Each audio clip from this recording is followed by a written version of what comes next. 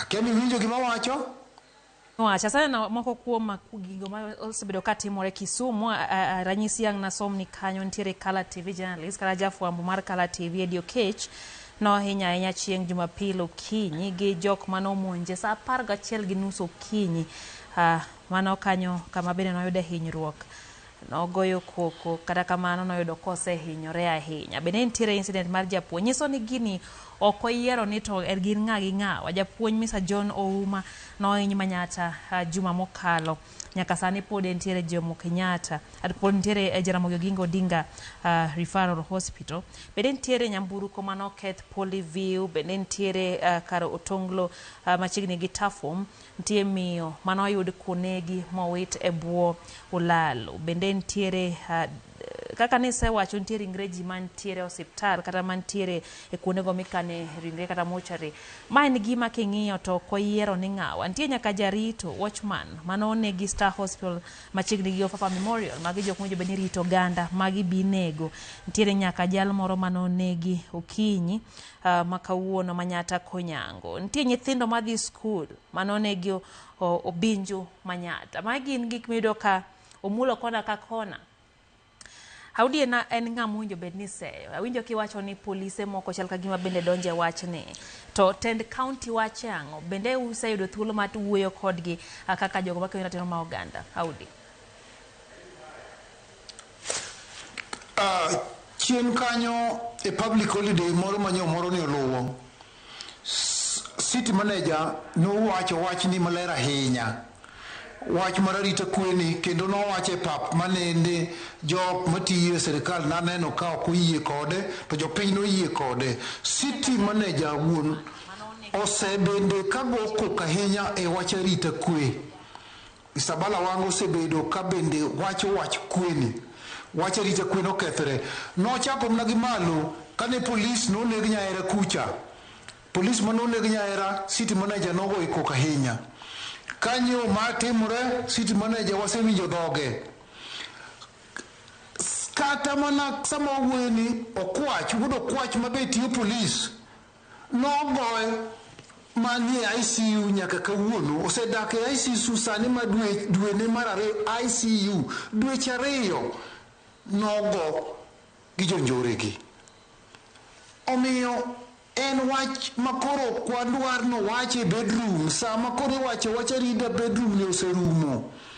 Wach arita koro nyaka wawuog oko mondo wawachi nikech en ngima. Ng'ama negi gowi tir gi chuma gi nyundo to negi. Ng'ama kao mwandu ni duto ma ng'ama rom gi ng'ama negi. Jowa ma jo M-Pesa Kisumu ka, jowa ma jo M-Pesa Kisumu ka, ging'eny jo M-Pesa chakre Kisian, Mamboleo koni, Kisumu baspa ka gidiere, jo M-Pesa gi osetimne tim malich ahinya.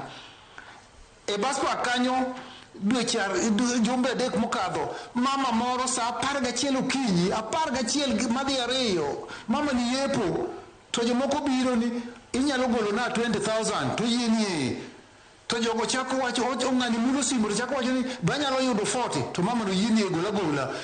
Pesa ne te mano ting'o 300 gi wiye no kaw kwal kanyo modhi nyaka sama wawuoyeni. E baspa kanyo kamochikre gi do police post tir. Magi gin gik matimore ma wan go mwawacho, kendo gin gik ma wawacho kata gi jotend polisi.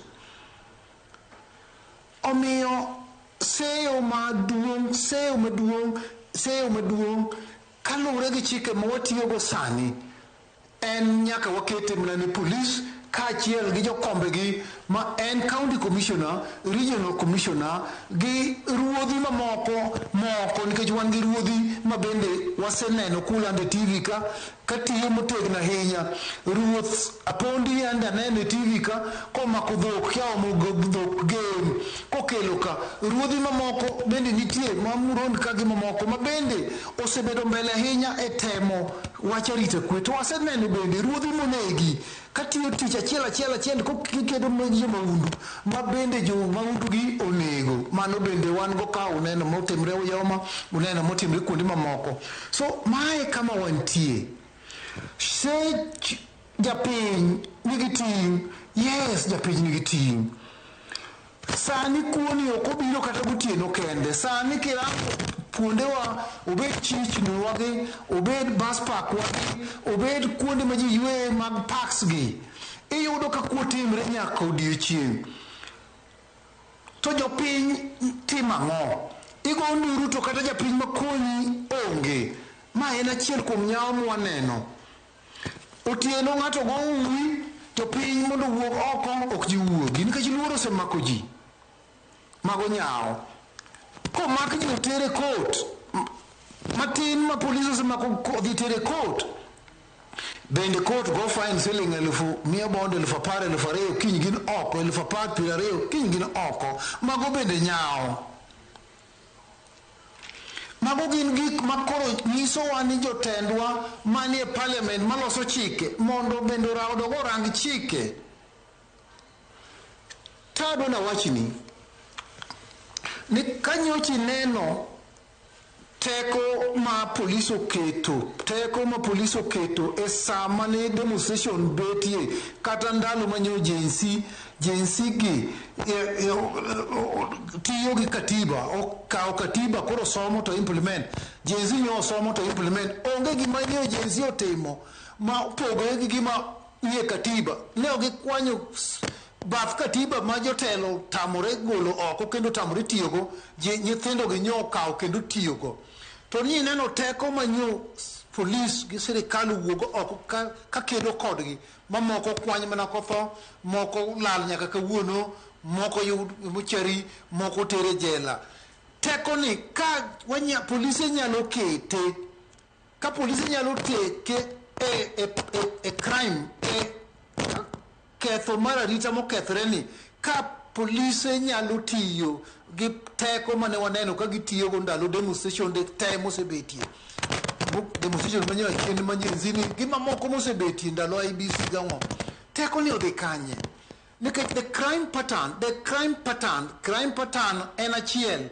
Ni jogi tiyo, giringo ka piko, to gigo ka, to gigo kacha, to gigo ka. Milimani kama ni paro ni safely. Koro ok safe. Tok safe makata joko dak dunga. Sani ki wuok seche ma wuoye sani ero dhi saa 2. Ki wuok e bus park ka ni dhi dunga. Ok inyal dunga sani gi piki nikech polis ibiro yudo ka polis oloro kanyo. To kata in ng'ama ne wamne tich, koda in jakuo, koda in criminal, iyudo ka jog duto nigi problem. Magi gin gik manyaka warangi. Mano kamolor